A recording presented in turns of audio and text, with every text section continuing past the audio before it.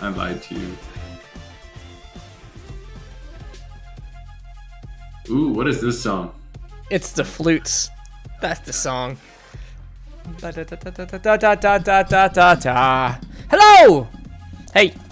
Hi. That was not what I was listening. You probably weren't listening to my flutes. And I but... should have. No, I wasn't. They were right before that, and then flutes.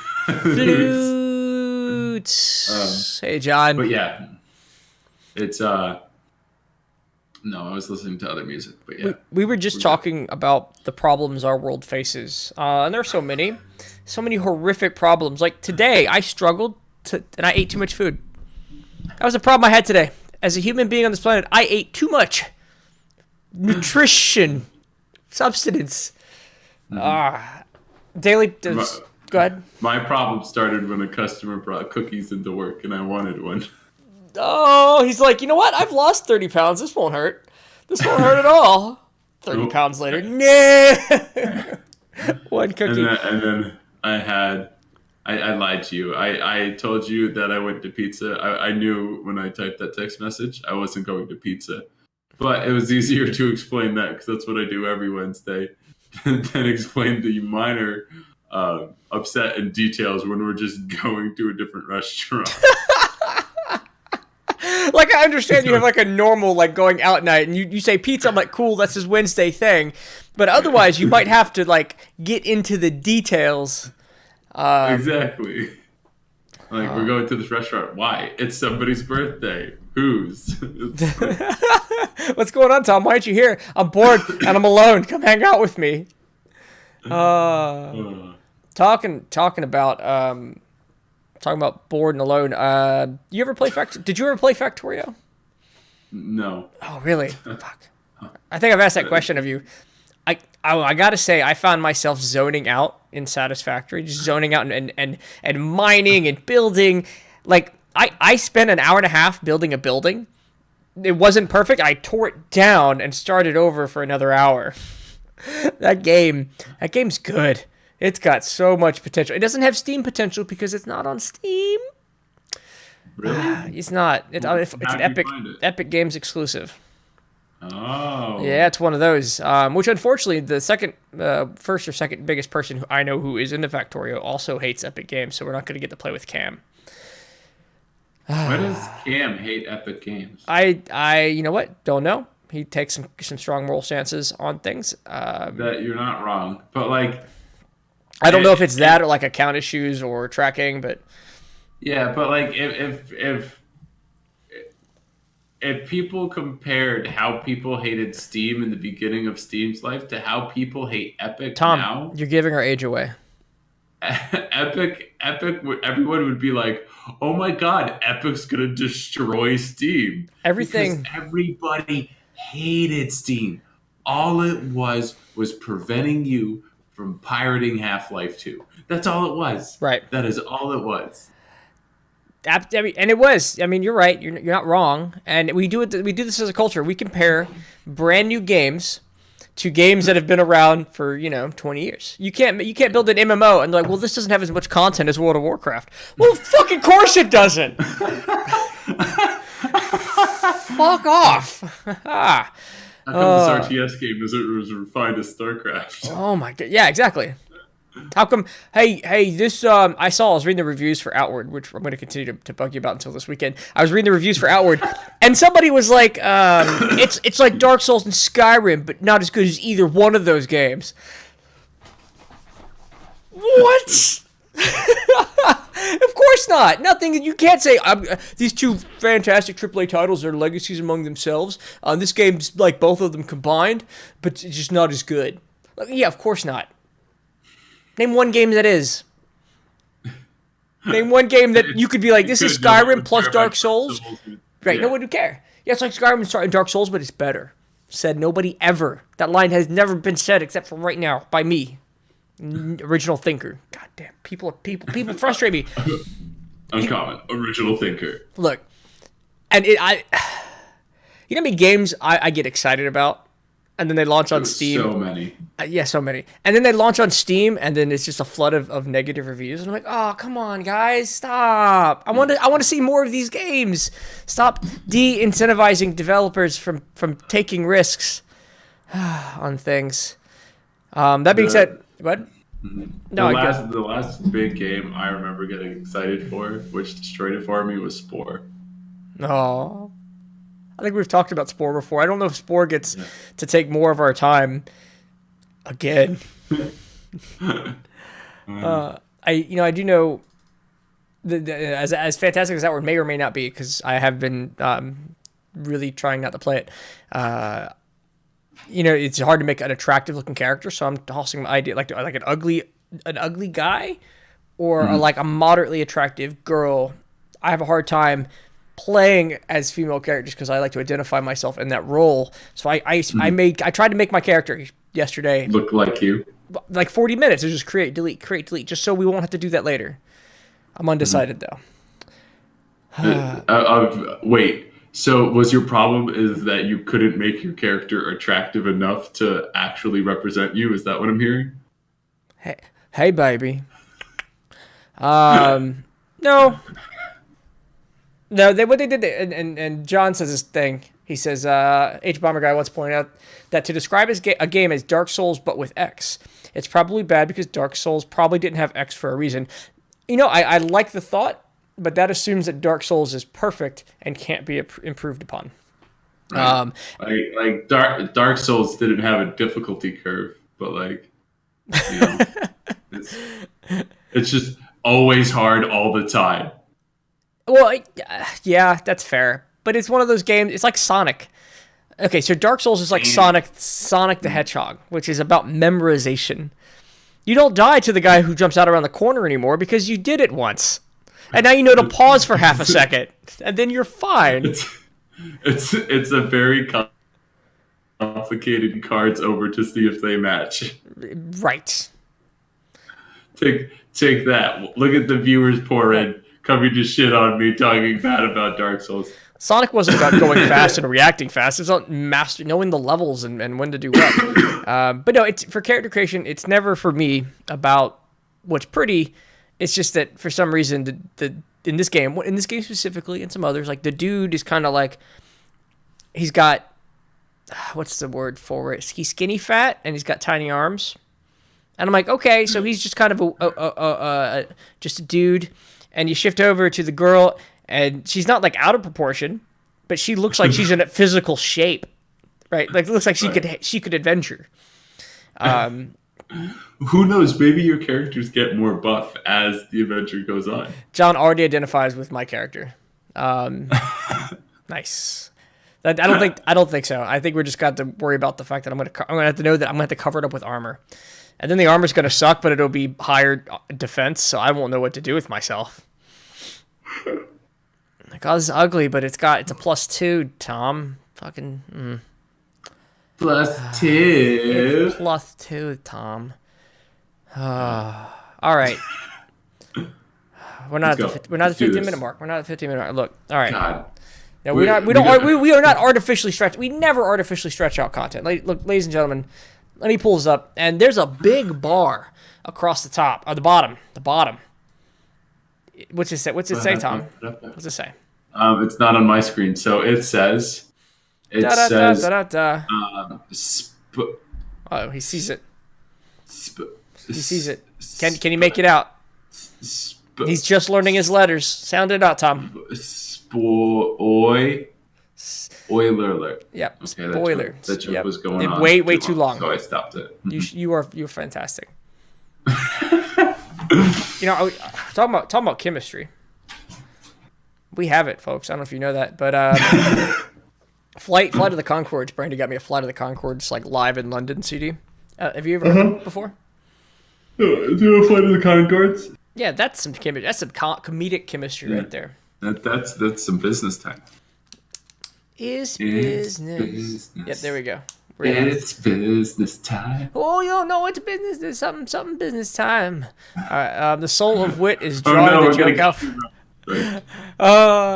It's just like that Family Guy joke where he bumps his knee and he goes, Ah. for way too long. And now we should see, if we were funny, we would have done it for a full minute and a half right there. We would have just pulled the Family Guy joke right out of the hat. See, the difference between the Family Guy joke and the joke that I was pertaining is that people were listening to the Family Guy joke.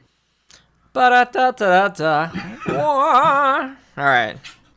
So today it is a spoiler alert because we're going to do two things. We're going to talk about the outline, creating an outline for an adventure, how I do it at least, and how I organize my thoughts. And then we're going to start it. We're going to start the Siren's Call adventure creation because... Which we already have a little bit of. We do. We tickled it. We dabbled. We did a little tickle. We dabbled in Jellicoi. So, maybe I, if you're listening right now, you don't have to go away. Maybe you just mute the stream and hang out. Just leave it up. Because I don't know if my ego can take us going from 3 viewers to John to 1. Man, if John didn't show up, my self-esteem would be through the floor. Thanks, John.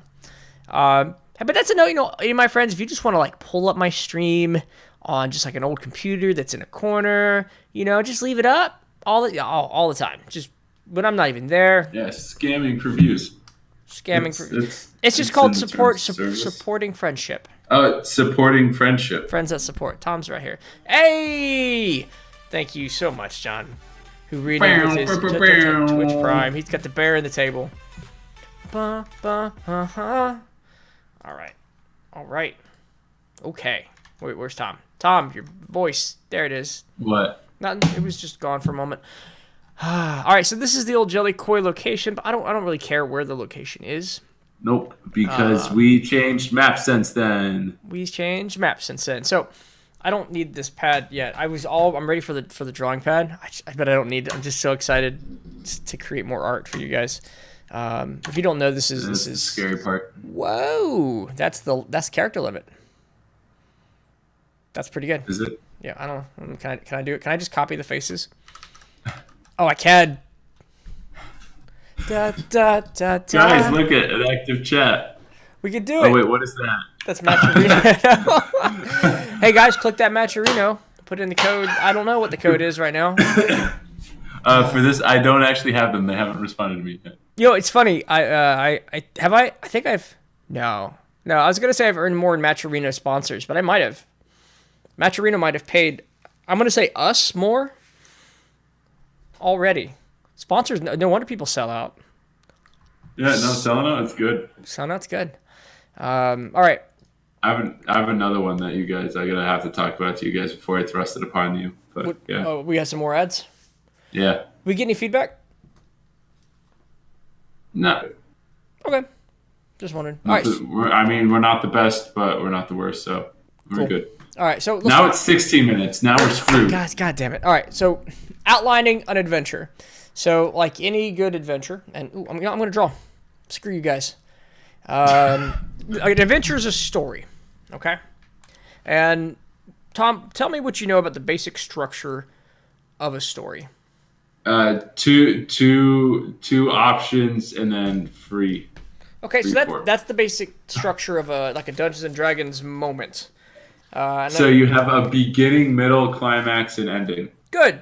And the you say, and I like how I'm putting on my glove. Ready? Got my drawing glove. Oh my God, he's at his maximum power level. Hi, you can't hold me back anymore. Okay, so you're right. It's a beginning, it's a middle, crescendo, and right in the end. So one, beginning, middle, end, if you will. And that's not good. We start at the beginning and we rise up, and then it falls. Like that. That's it. I have a beginning, a climax, and then a very disappointed girlfriend. Wah wah wah. All right, that's good. Excuse me. So here's the problem with Dungeons and Dragons campaigns here. If we try to follow the basic story format of just beginning, middle, climax, and the end, you're going to end up with a very boring first section. Mm-hmm. Like we can't just Okay. 10 sessions of character development until there's, some kind of threat for them to answer to. But on the other hand, you can't start way up here because I'm not actually. I need a graph. I need an actual. I'm like, you start way up here, you have no reference to what I'm doing. It's just a line. All right, so let's give ourselves axes. Huh? Can you see what you're like? It's not appearing below you. Like it's only on the screen. What, the spoiler alert?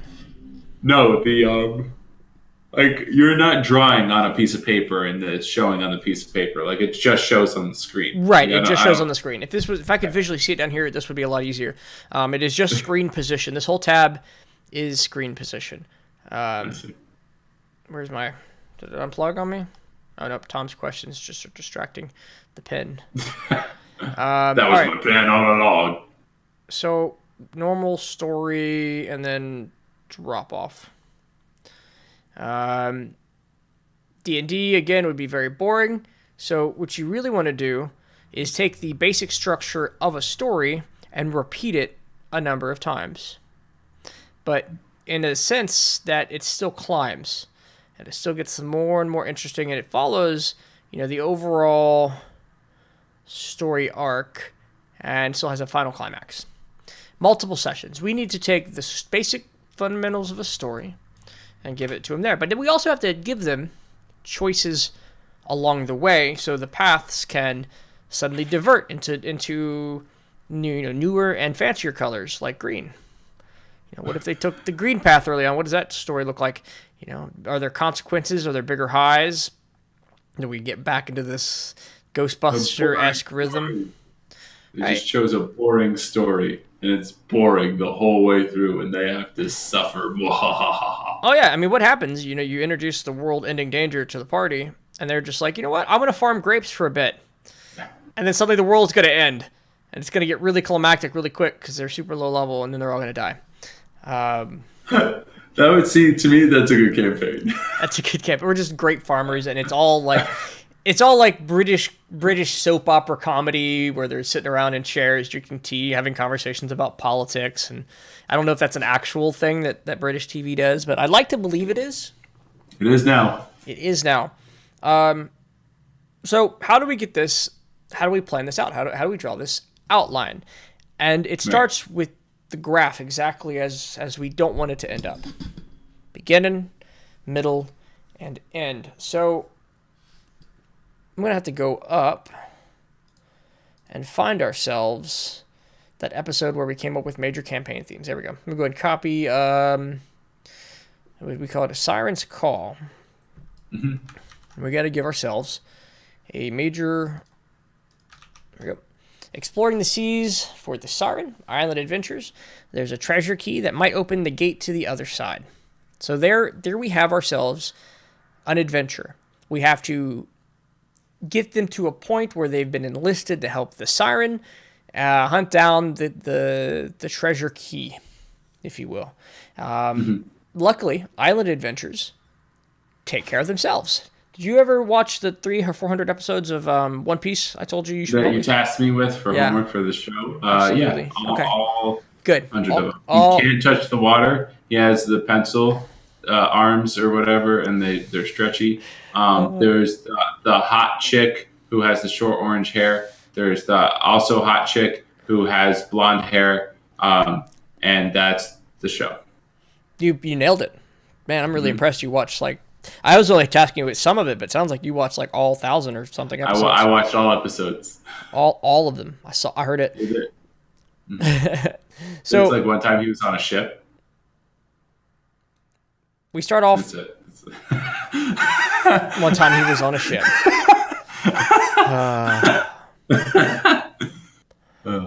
All right. I'm so great.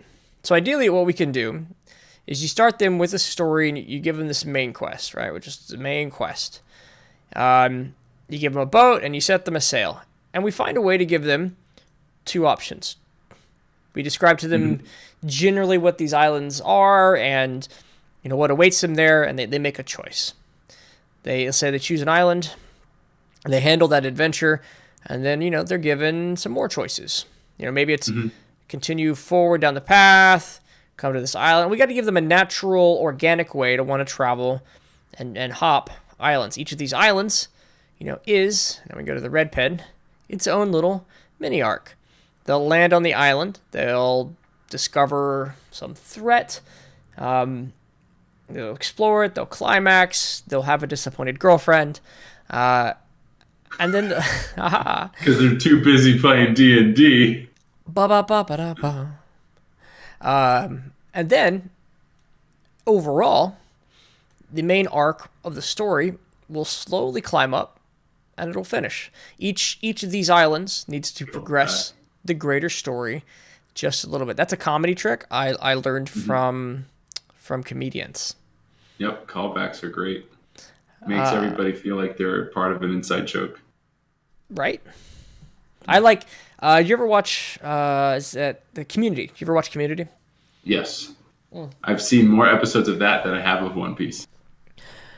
What was he? There was an episode where things got really Mad Max style. They were voting as a social media app. They were like voting people up or voting people down, and it was your social status within the school.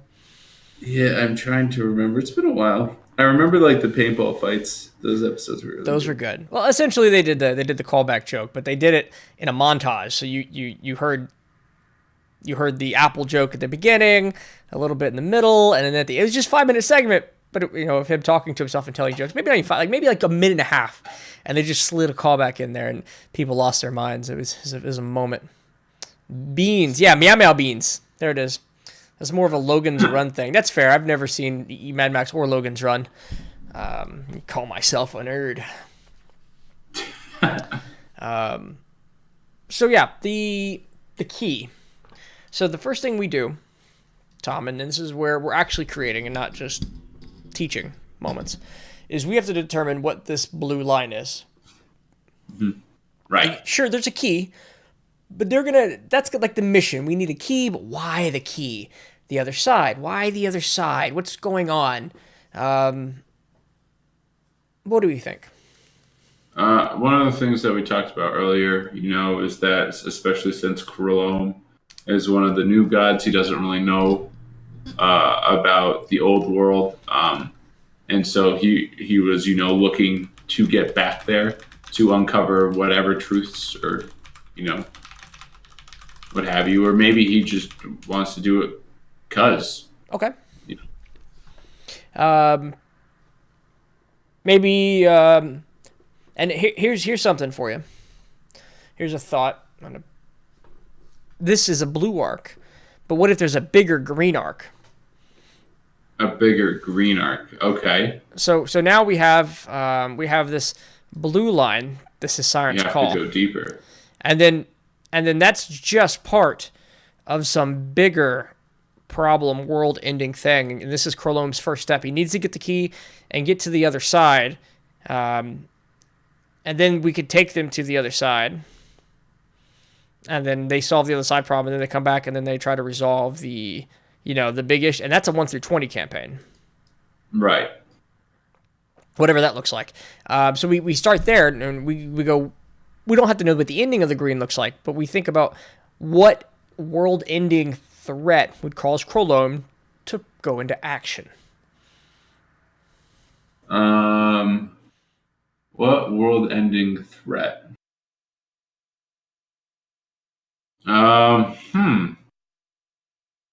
World-ending threat. World-ending threat. So world-ending. Let's take a look at the map. Go ahead. Yeah, the one thing that we sort of had to work with for like big overarching stories is, the disappearance of Fortik, because that's sort of bigger than all of the stories. Okay. Because that's sort of like, each god has their mission. Fortik completed his mission. What sort of effect does that have on the world? The sort of that losing stability if, finally gods figure out what are going on, and then all of a sudden they're plucked from the world. What if... Right. Well, Fortik's gone. Right. But we don't... the gods shouldn't know that he's finished. They just know he's gone. Maybe they suspect. Correct. It's a belief of theirs. Correct. Okay, I like that. Okay, so Vortex has vanished. And let me delete some of this artwork. I know these are like deleting. Not the artwork. It's like deleting first editions of things. Hold on to those clips, guys. It'll be worth some cash. All right, Krolom's the new god. He doesn't know what happened to the old world. Vortex disappearance is causing unrest. Now, unrest causes gods. This brings gods to action. Any dormant plans they might have had are coming to arise. Now, They're sort of kicked into overdrive. into overdrive. So this, I'm good. I'm good there for the beginning of the green line. We can start the blue line now. This is Krolom's plan. One of Krolom's plans of action was to finally answer what's going on. So he tasks. We don't have the NPC. I need the NPC list. There it is. So he tasks his paladin, the Siren. Yep. This is Dudley and Siren, so let me just pull the whole thing over. Dudley Ham. Dudley Ham. Oh, behind the scenes. There we go. So he tasked Dudley Hams and the Paladin to find access to the old world. And they've been doing that. The Siren's been sailing around the edges, but there is a barrier and a force preventing him from going farther. Some sort of either like magical barrier or just like a whipping of the seas that's not really manageable for whatever reason without, either some sort of tool or key or knowledge or something. Right. There's a large barrier preventing the Siren from sailing it. The Siren spent several months sailing its entire edge. While this was happening, Dudley's the ambassador, manages the affairs and relations, closely manages everything. All right, so while this is happening, Dudley Hams has reached out to his cousin, brother, in Ectoon's either territory, in search for answers. Only to find out Ectoon has been pushing his research towards more and more desperate measures. More and more measures. All right, and that can also be a little bit of a mystery. I have a journal. I have a good idea for that. Destructive. He wants to end the war with Loros. He thinks that's still right. That's his answer.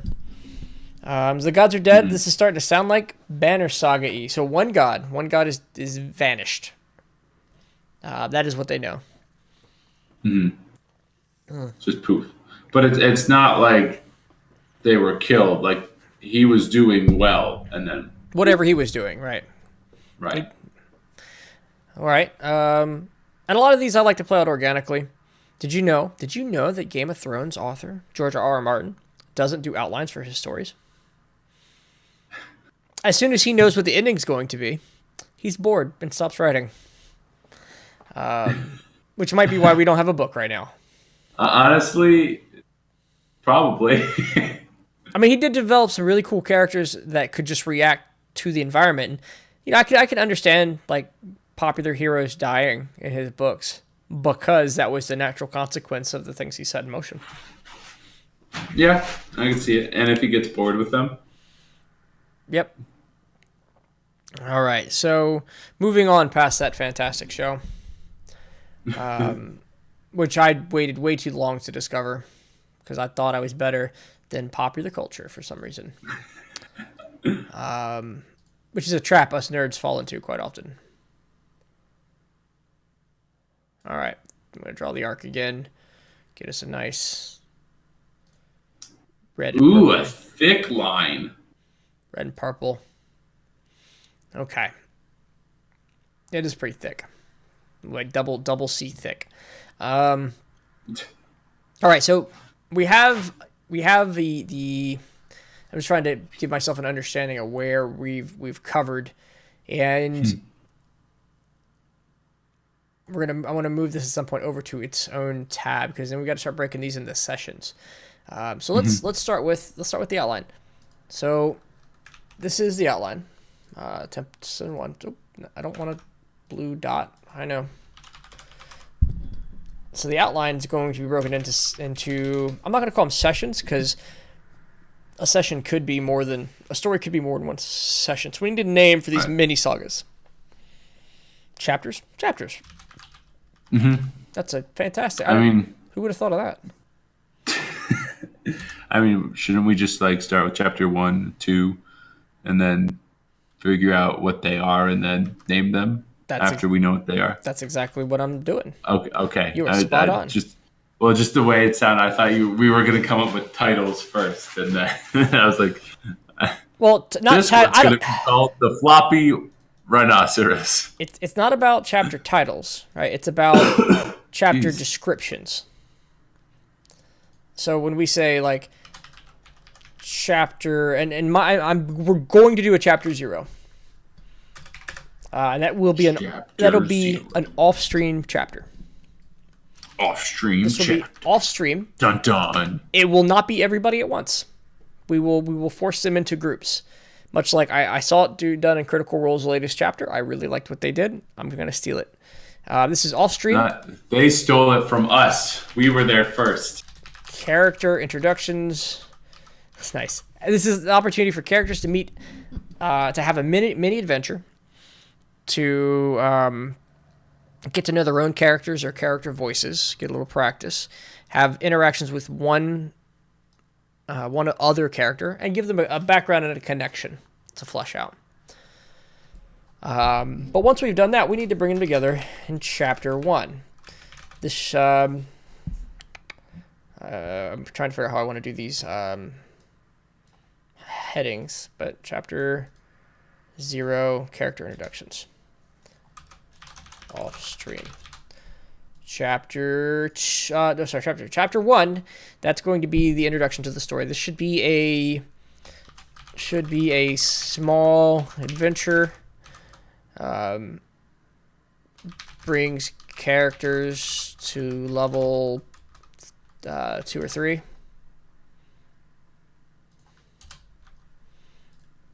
Boop. Come on, get rid of the heading. Heading 3? Sure. What? Nope, we're not doing that many headings. Jesus Christ. Chapter 1. All of the headings. More heads means more stories. It's kind of like a Hydra, you know. Nice. Cut off one heading and 2 more headings spawn. All right. My joke the other day. I'm sorry it came so early. You're fine. It's level 2. All right. Short, self-contained adventure. So I'm thinking, let's make that even better. We'll bring the characters in at level 2. Level 0, or chapter 0, we'll let that bring them to level 2. Okay. I mean, just as and I'll tell you, I don't want to level quick, but man, I don't want to spend too much time on it. I think each chapter is probably a level, like a milestone setting. And I'm, talking out loud a bit, but character introductions, off stream, 2 players at a time, and this is our practice as well. This will be our and sort of feel out the players. Mm-hmm. I mean, of course, that's already been done a little bit, but new characters, some things could feeling adjust. out ourselves as well. Hey now. Hey-o. Is that legal? Hey-o. Yep, totally legal. Heading 2, so chapter 2, we've resolved. This is open world bit. So the 2 islands. So islands.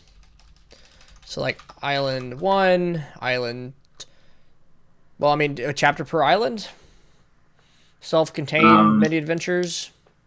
I mean, yeah, but like, if it's like, then I mean, yeah, I guess if like it makes sense to divert from island number 5, we don't want to also force them through 6 other islands. So like, I guess when it comes to like planning out, like, by that point they could be in Eptune's army fighting Loros. Okay. So like, how much would you like? How many chapters are we going in before it's like,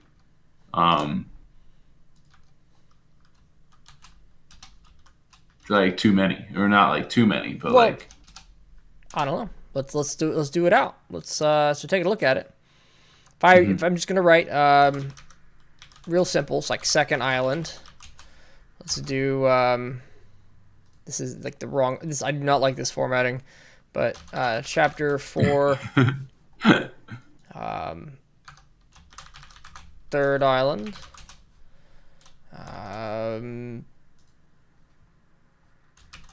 Oh God. There we go. Chapter 5. I mean, we're not gonna do ad nauseum levels forever, but fourth island. All right, now let's say should bring characters level 3. First island. Characters reach level 4, and some of this, this is outlining. Right. If you're having problems getting creative, it's always nice to start mapping things out. Even the basic simple stuff, add more restrictions to increase your creativity is what I'm trying to say. This seems like an appropriate number of islands. Fourth 4, island. 5, 6, level 7. Okay. So each of these islands should add to the character's progress main quest. Quest a little bit. Give them another tool to do whatever they need to do. And it can be even something as simple as you need 3 out of the 4 of these pieces, but having the 4th one makes the journey less perilous. Right. And then you give them the option. Right. Nice choice. Collect Who knows? Maybe it's not even there anymore. Dun dun dun. of the pieces. Nice. Having all 4 makes the journey less peril. Now that's dangerous. You do not want to make the characters feel like they've accomplished nothing. But Well, they have. They figured out that it wasn't there. But hey guys, this was a great 5 sessions. What did we get for it? Check shit. That's their own fault. That's their own fault. They should have roleplayed better. Oh my gosh. Should have figured it out. All right, so I think each of these, and I'm going to plan this as a railroad initially, but I do believe each of these is 2 sessions long, except for chapter 0. Chapter 1, so which like a part A for each of these is going to be introduction to the problem,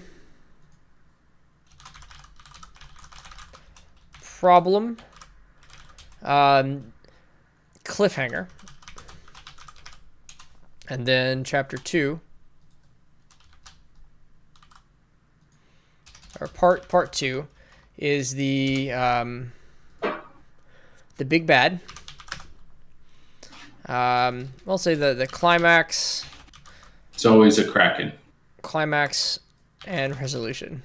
And then when they least expect it, it's a Kraken.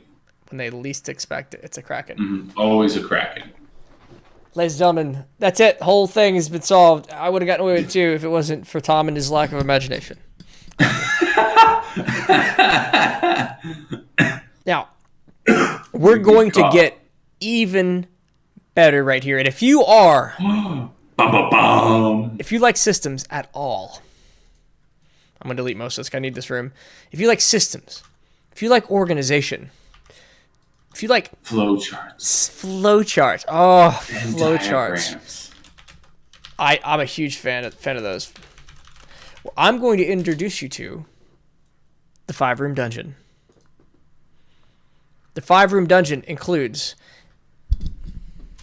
entrance That's with where they enter. guardian. It has a puzzle or role-playing challenge. It has a trick or a setback. It has a big old climax. And then a reward or revelation. This That's only 4 things. is the Oh, there it secret. is. It appeared. This is the secret. This is what we're going to do. This is why there's a big spoiler tag.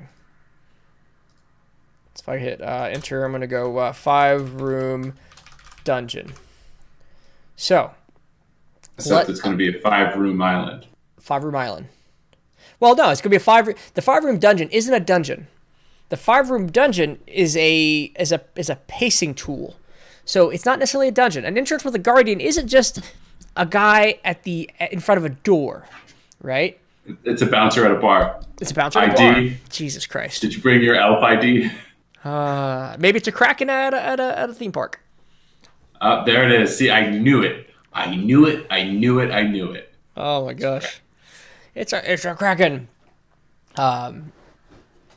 Every single encounter can be played out like that. So here's the idea. We have let me just black bold, a chapter. We're gonna have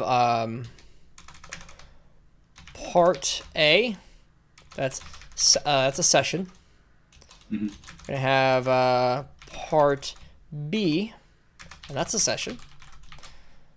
And each of those sessions is a session / 5-room dungeon / 5-room dungeon. And what do you think we do when we get to that chapter, Tom? End of the dungeon chapter? So Or you mean like end of the whole entire chapter, or just session 1? yeah, well, so we the first session, chapter 1, part A, chapter 1, part A, chapter 1, part B. Then what do? We do next chapter. All over again, baby. Just like this. Same format. Now, they're different stories. They're unique. It's kind of like an episode of House. Like the Doctor? Like the Doctor. Okay. It was formulaic. Now, but Uncommon, formulas are boring. This is D&D. I'm supposed to do whatever I want. Well, what do you say to that, Tom? Screw you and your original ideas. Person. This is what we in the D&D business call the railroad. But Uncommon, the railroad is bad. What does Tom say to that?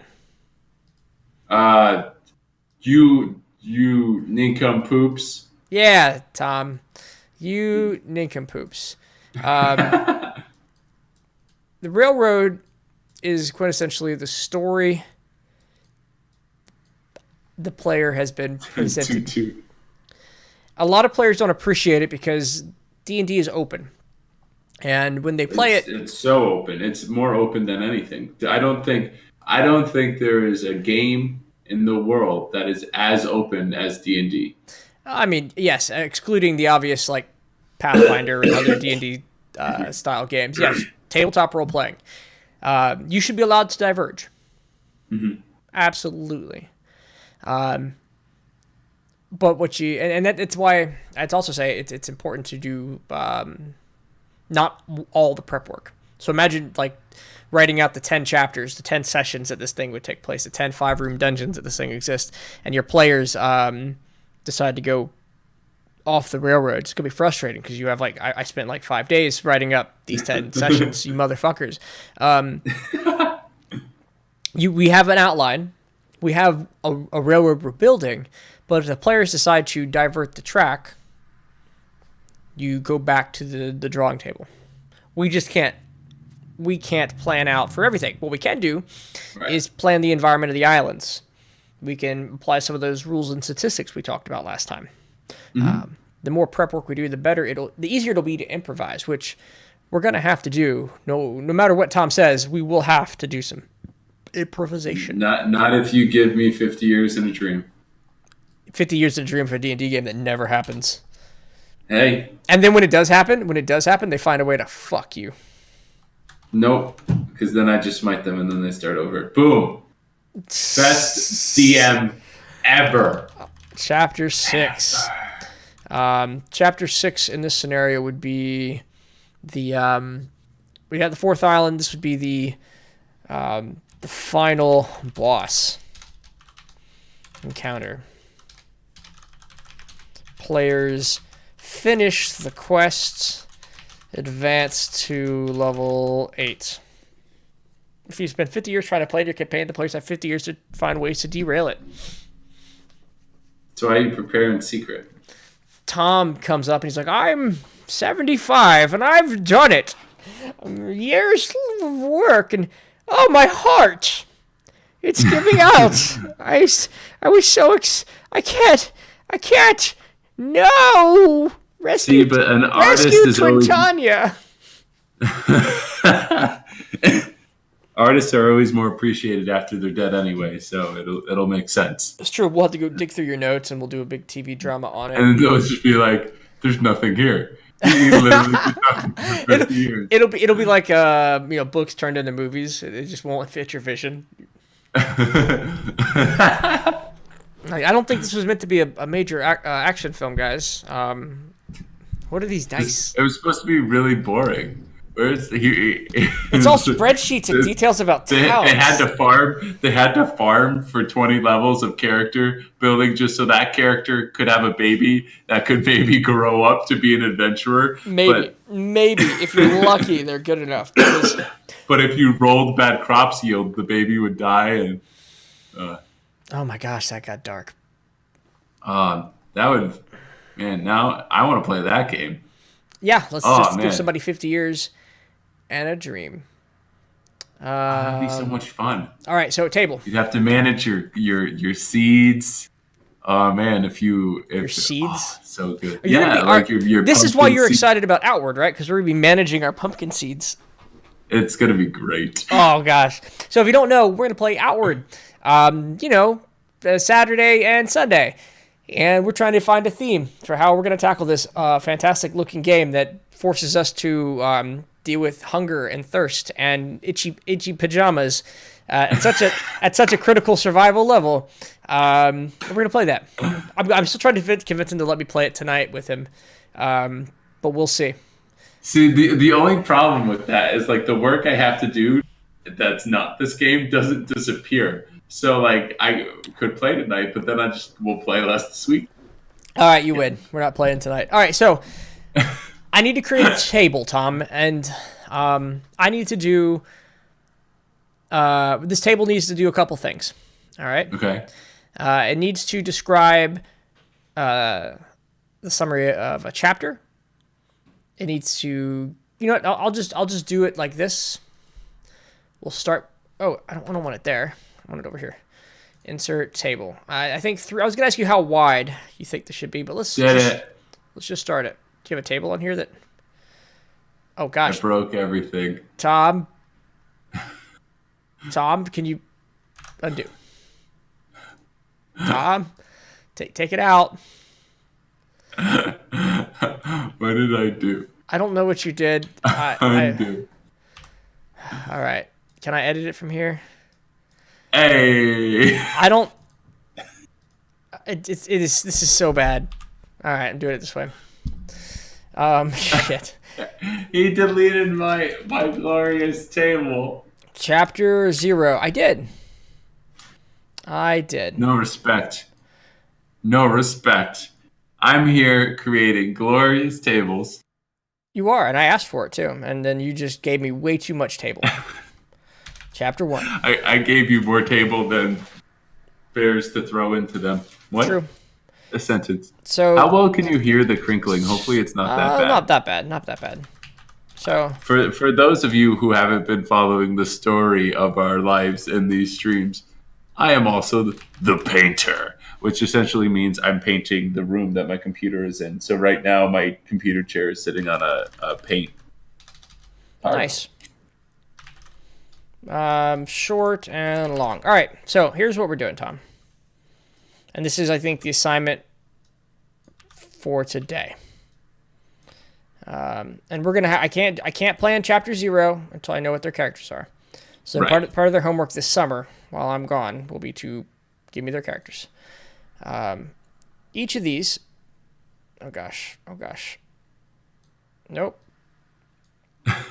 I don't actually have all the tools listed here yet. So let me try this again. So part A. So this is entrance with a guardian. Now this has got to be a little longer. Puzzle or role-playing challenge. Trigger setback.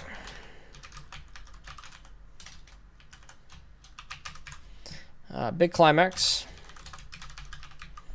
And then reward or revelation. Now, we have to copy that and paste it here and hope. Nope, that's not going to work. Now will it work if I copy and it's like, will that do it? Nope, that doesn't work. Production quality. RP. So this See, is. it's funny. I have to like watch this on stream quicker than. Then it's Then it comes appearing out. on the. Yeah. There we go. That's what I'm trying to do. You kind of get the idea and the rhythm. Pasting that here is it going to take a little bit of time? So I'm going to do this the easy way because I'm fast. Easy way. 1, Super 2, fast. 3, 4, 5. Oh, look at him go! Look at him go! Look at him go! Look at him go! All right. If there's a fast way to do things on spreadsheets, I got it. Oh man, look at him! Pew pew! Look at that StarCraft APM! Pew, pew. All right, we're getting there. We're getting somewhere. Trigger setback.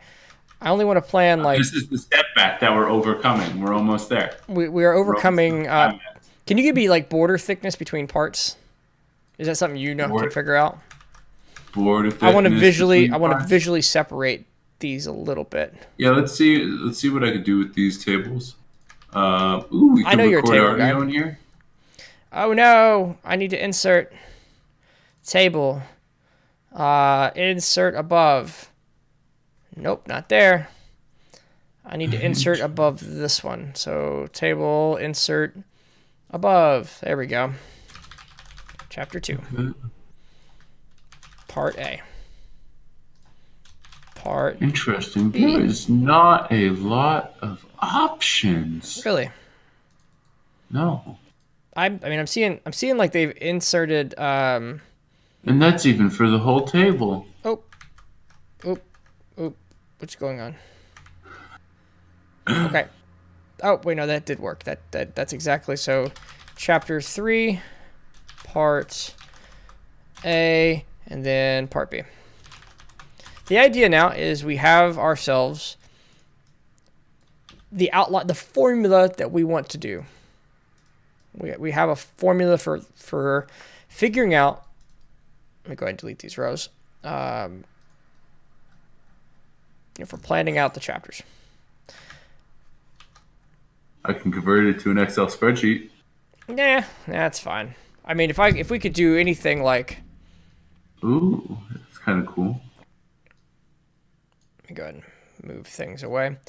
All we really need is A dream and a. well, I can right click and table and shading on the section. Like things like that. It's a little much. That's a little brighter than I wanted it to be. But it works. And then table. We'd look at borders next. Because now the borders are falling off.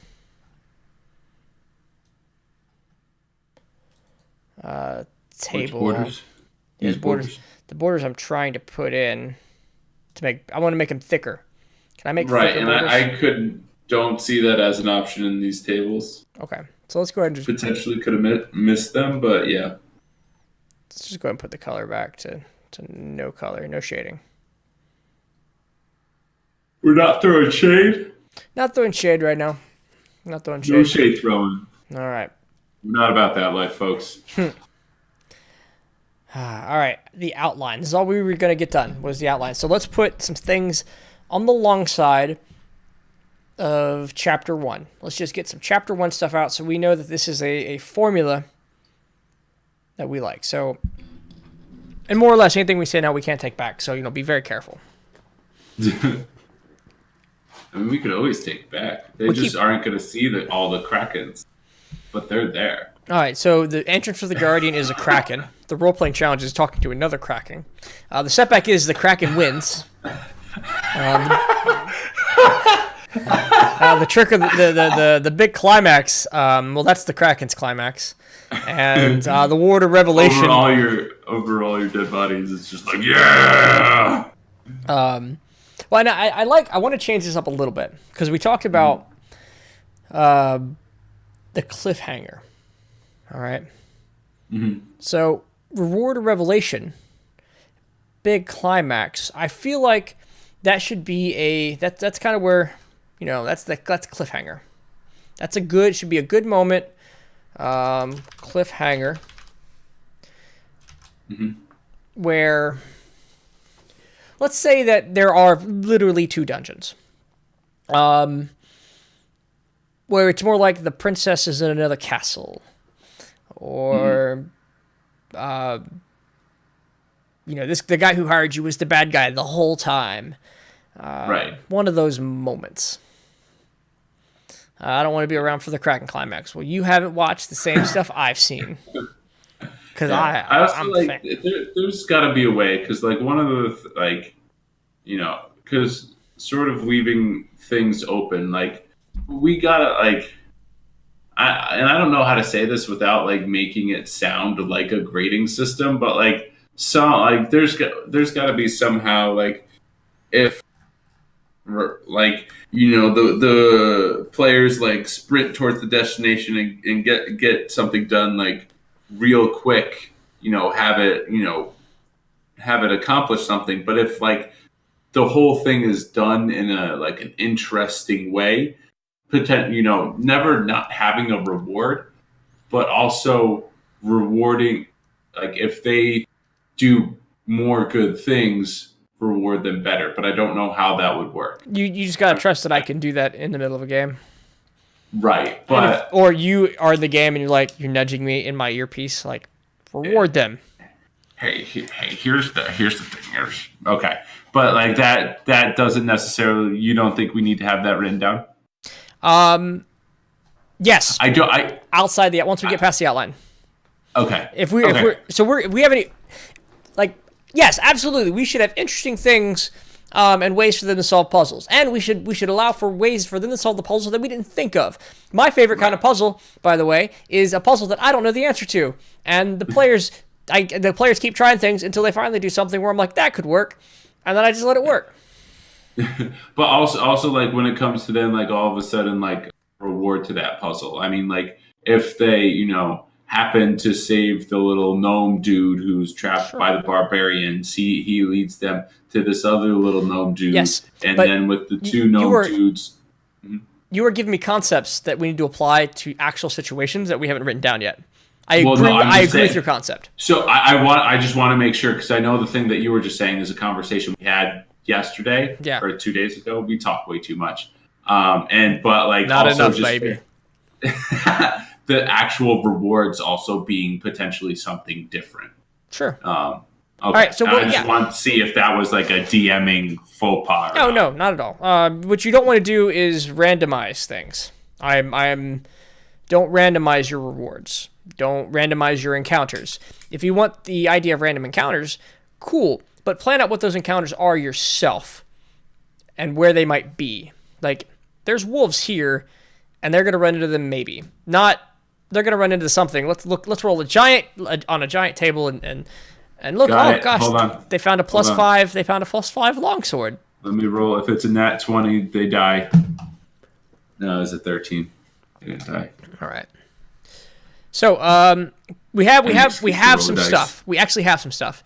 So at the beginning, literal style points, yes. Literal style points. At the beginning, we are at the Bagels at Tiffany's Diner.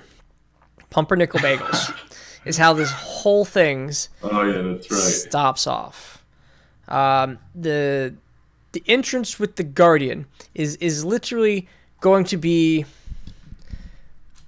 the bagel shop catches fire. All right, so chapter 1 is as a long description, it's going to be the players start at Tiffany's Bagel Shop, Tiffany's Diner, and Pumpernickel Bagels. All these old jokes, man. Hey, this is how you get to influence the campaign. The entrance with the Guardian is the bagel shop's going to catch fire. Now, the entrance here is a figurative entrance into the goodwill of somebody. So, do they respond appropriately? Do they just run out? We're going to try to put some, people in danger, thieves getting away, or fire starters getting away. Mm-hmm. That is 2 choices. They could go left, they can go right, they can split up the party, or they can do whatever they want because they don't have to save people or even get involved. Who cares about this diner, right? They just go on this merry way and never be here again. Turns out it was the only Pumpernickel diner shop in the world, and nobody has the recipe. It was burned in the fire. So they handled that scenario. So the missions we had talking here were goods have gone mission from the docks, thieves, goblins, hungry children, bagel shop catches fire, multiple things catching fire, chaos in the town to steal a certain precious item.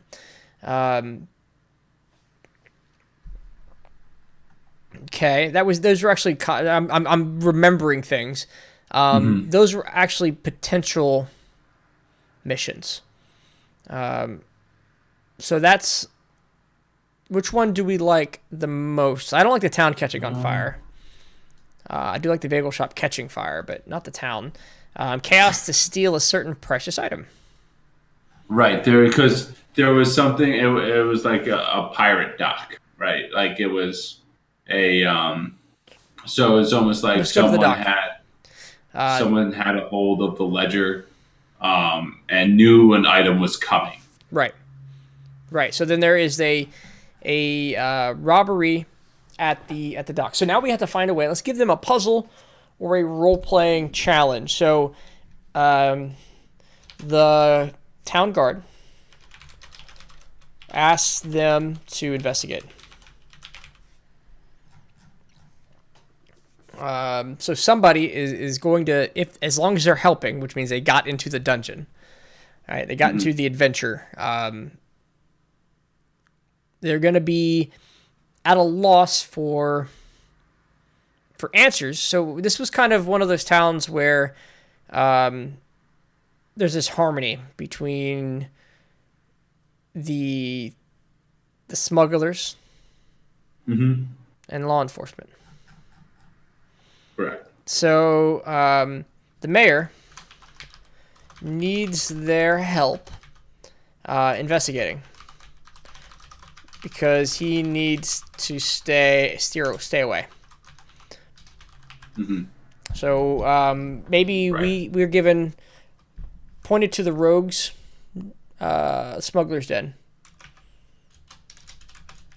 Sent to smuggler's den to seek answers. All right. trick or setback. They solve this puzzle, but it's a trap. It's a trap, or an ambush, or success. Could a trap potentially be like presented with another option? Like, is that like, what if they get there and then like the obvious better option is to either like double cross or go with the smugglers? Would that be considered a trap? Yeah, absolutely. You could do anything. This should be a moment. This could just be a hard fight. A major setback could just be a fight of increased difficulty. It could just be an explosion that deals damage to somebody. And I think we input a couple of ways this goes based on negotiation. So based on this goes many ways. And I think one of them is actually just ambush. So I'm going to write ambush. I'm going to write have to steal. Let's say ambush, or you scratch my back, I scratch yours. Quid pro quo. That's stealing something else. Right. This could be imprisoned. An agreement to agree to disagree, where they're just like no and fight anyway, but it's not necessarily an ambush. Okay, a fight.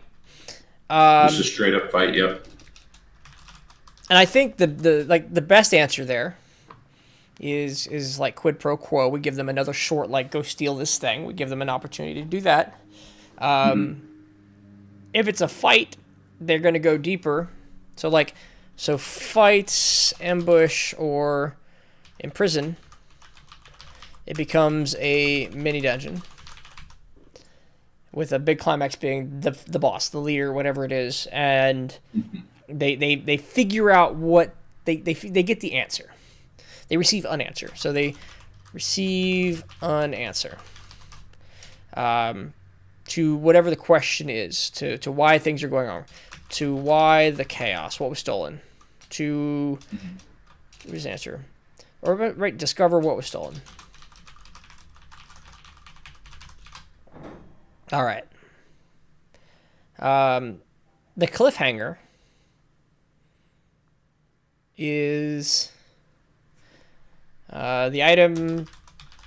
This was like Reward of Revelation, but the cliffhanger is the item was of great value and presents a time-sensitive danger. Okay. Now, if this goes the other way, towards quid pro quo, the players steal the item. They actually get the item. Players steal the item and steal the item. Now, the question is, hand it over to smugglers or mayor?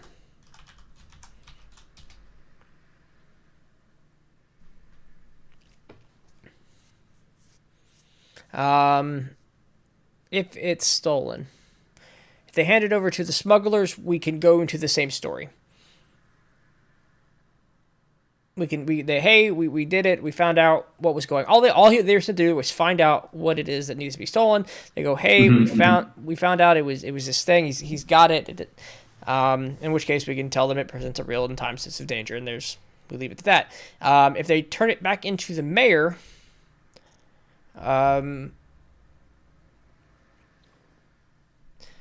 value, or if turned in. How do we do that? We're actually writing story here.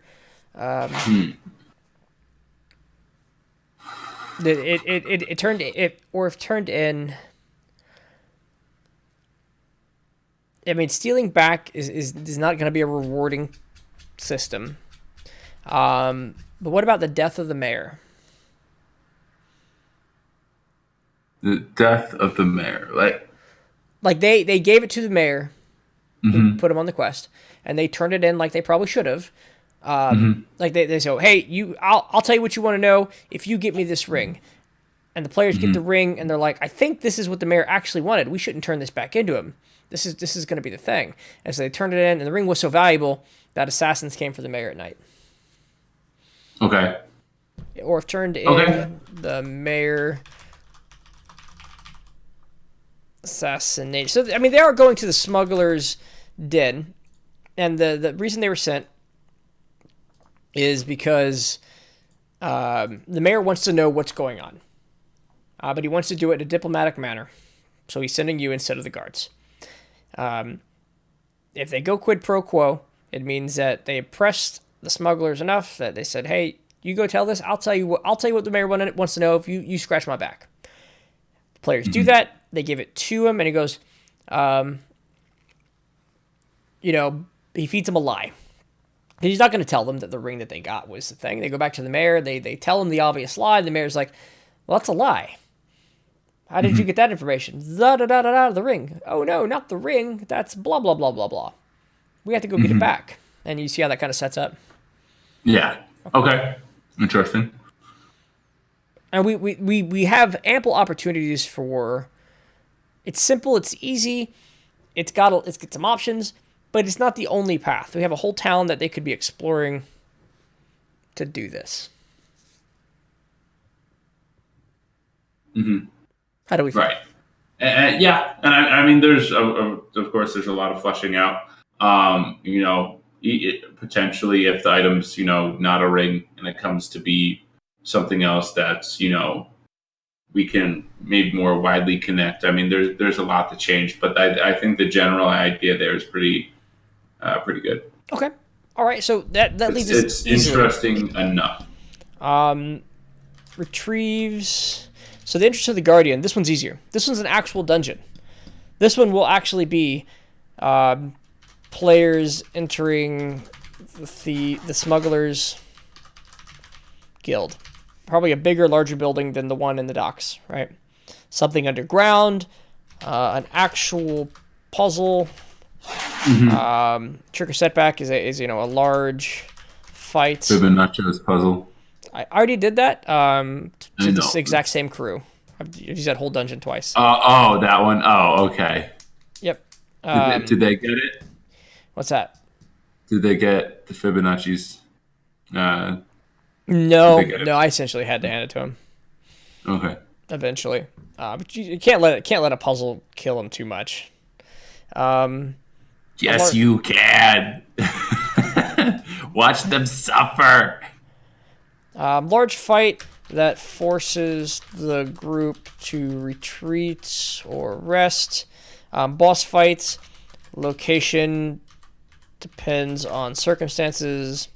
I mean, if they're retreating back somewhere, the boss is coming to them. So is this like the boss trying to chase them down or them waiting for a better opportunity to attack? I think I'm going to build a smuggler's den, smuggler's den, and I'm going to put real life consequences in it. So depending on their actions, yes, there'll be a large fight. If they're making a lot of noise, boss probably hears it, right? So he goes up, he investigates, and now they're in danger because that large fight was the setback. They do need to rest. They will have to retreat somehow. I'll try to get the CRs just right. These are level 2 characters, so I don't have to be too delicate with them. Level 1's tricky. A goblin can kill a level 1 player. And then the reward or revelation is going to be an audience with the siren. The siren will be coming to port, and they will be invited to talk to him. Her. That's right. The siren's a her. And there we have it, ladies and gentlemen. Kind of by the numbers, we have created an outline. We got tables. Session. We have tables. We have sessions. And all this stuff, and I tell you, I build it as a railroad. We don't necessarily run it as a railroad. There's even some tracks that divert some options here. But this is it. I think next time I want to put this in format next time. So like copy, paste, chapter 1. Chapter 1. We need Tiffany's Diner. What about breakfast at Tiffany's? She said, pumpernickel bagels. Yeah, that's even with less art this time. We did not get boggled down with beautiful Even art. with less art. With less art. Now with 20% less art. And you know, the beautiful magic here is you guys can go back and watch this episode right before we go live sometime in September, and you can see how they fuck with us. Which should probably be everybody's favorite part. Oh man, so my favorite part. I'm going to copy this whole section. I'm going to go over to chapter 15 here. I'm just going to paste everything we've done. And I'm going to make sure we get copy and paste episode 16, which is going to be Tiffany's Diner. We're going to actually take this now and make an episode, guys. We're going to make a whole chapter. We're going to format it. We're going to have art. I'm going to do some research on how to format it. Look, I have to do research this time. Make sure we have questions to be answered. Questions to be answered. Because I don't know about Casey, but even though, sure, coming up with stuff on the spot is fun, if you already have, you know, the big predictable questions answered, you know, like where is the smuggler's cave? You know, have at least some sort of general idea or rule set about, you know, how things will happen. Tom's saying some smart things, people. I don't know why people don't like to listen to him, but he does say words sometimes. Yeah, that was we went the whole episode without telling them about the whole debacle of running a D&D game. What? You mean the whole D&D game that I ran that was really good? What do you mean? No? What? Are you taking credit for what I did? Oh, your D&D I ran game. it. No, I'm talking about I ran one that same day. I ran one that 1997 Saab 900 SC was one of Oh my yeah, favorite that plays. one. All right, so what we'll do is we'll talk about that right now. I even completely forgot about it. Yeah, DMing is hard. So I'll set up the story and I'll let Tom take it away. Mm-hmm. So essentially what happened is Casey really wanted to play some D&D. And he said, I have a great idea. Let me find one of my friends who will DM it. And so I went, who do I know that could DM a game for me and a couple people? And everybody was like, I don't know. I'm not sure, or I'm busy. And I said, and not all of that's true. We only asked one other person, but I said, hey, Tom, you know who really should practice being a dungeon master before he's a dungeon master live on to ones of people? And to be fair, I mean, I am by no means. I see this definitely more as a 70-30% relationship. I do not see this as a 50-50 relationship. Which part? Which for the what? DMing? Oh, you think me DMing 70%, you DMing 30? Yeah. Well, no, I'm the background. Oh, absolutely. I am freeing up Casey's brain space. Brain space. Oh man, I'm gonna call on you for so many things. I'm gonna make you. Yeah. I'm gonna make you pull stuff out of your butt. For everything. Oh, I hope so. I have an answer for everything. I hope you do. But yeah, so that game, it was run. There was some fantastic ideas that remained ideas. There were tiny Yetis, and there were shiny pants, and I think that pretty much sums up everything. But yeah, no, it's definitely interesting. Players are a DM's best friend and god awful worst nightmare. Oh, don't you dare! You had the gentlest players in the world. Tom was like, "There's an adventure this way," and you know what his party did? They actually went that way. No, that's not. I'm not saying that. I'm saying that's not the part I was talking about. Oh. It's because you have to. There's a whole bunch of different brains that you try to get to think exactly like your brain, and sometimes that doesn't work. It was a fun exercise. Tom did a fantastic job for his first time, and I've never done anything like that in my life. And I'm here, let me create something of completely my own volition. Let me not know any of the combat rules. Well, that's not true. I've been in combat, but there were certain combat rules I didn't know.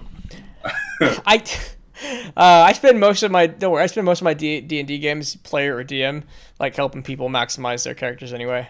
Like, hey, remember you have a second attack. Yeah, there was definitely one character who was better than the other two. That's for sure. Yeah, definitely not the. I was a healer, right? Definitely not the healer. No, it actually wasn't. It was the other character you did your fingers to. The fighter who. Oh yeah, great weapon fighter at level 5. Hell yeah. 3 attacks. Just like it was almost like Super Smash Bros. Like you have the little like hammer, and everybody's at like 999 percentage. You could damage. You could do that with level 1 character, by the way. It's just slightly better at level 5. You get a whole bunch of cool things. You get extra stats. Anyway, long story short, great weapon fighter. All right, so Tom did good. I'll talk him into doing it a couple more times before the end of the world and we start doing this live. But you know what? Tom's not here because he's a great DM. Tom's here because he likes spreadsheets, and that's our relationship. If you don't know this, not wrong. I'm the face. I talk poorly sometimes, and but Tom does all this background work. So it's been fun. He's been good. That's the duo, ladies and gentlemen. Tom, anything else before we close this out? What did I say? It was like floss your teeth and brush your nose. I gotta come up with something better than that. Stay classy, San Francisco. No, that'll have to be next week. There'll have to be more disappointment. Ladies and gentlemen, krakens of disappointment. This is Delvin in Deep, episode 15. I'm Uncommon. It has been an uncommonly fantastic time, and I'll see you Roan next week, 6 p.m. Pacific.